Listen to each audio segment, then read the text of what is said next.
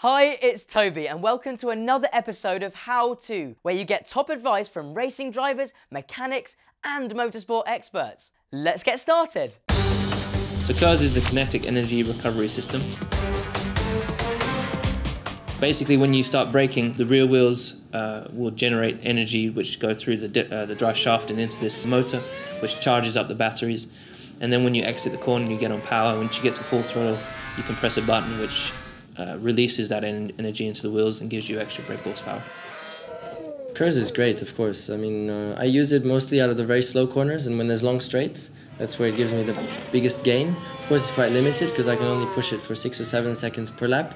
And if I'm maybe fighting with another guy, for example, I'll not boost until the end when I know that, okay, there I have the biggest straight and there I have the best chance to overtake. So I'll wait and I'll boost just then to get a big run on the guy in front.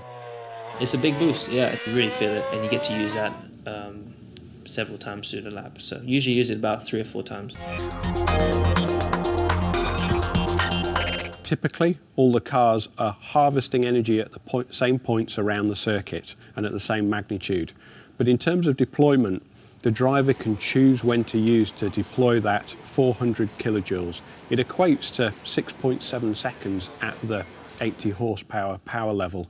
So the driver could deploy it in one entire lap to either attack or defend, or he could split it up around the lap for an optimum flying lap time. Sometimes you use the KERS all at once. Say, for example, you're racing for position, whether you're trying to save a position down the straight or you're slipstreaming someone, you just use all your KERS to get past. So it's a big challenge to get the KERS right, but before the weekend, the engineers will tell me exactly where I need to push, and then, okay, more or less I think I get the grip of it quite quickly. The challenge is that when I get to the exit of the corner, I have to push it as soon as I get to full throttle. Straight away I have to get on the button, and then for a certain time only, and I have to follow some numbers to know exactly when I have to release again, because there's an optimum strategy to get the most out of it for a lap time. You have to keep the KERS, you don't want it to be empty, because then it switches off and then it stops the engine braking, and or you don't want it to be full because then it does the same. So you try to keep the energy in the same area. So you do have to make sure you use it. You can't use a little bit and overfill it.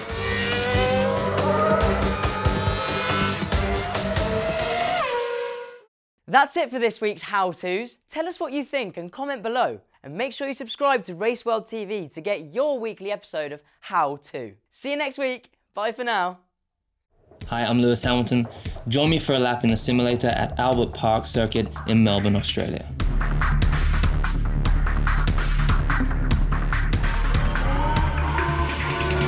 Have to make sure you check all the gears.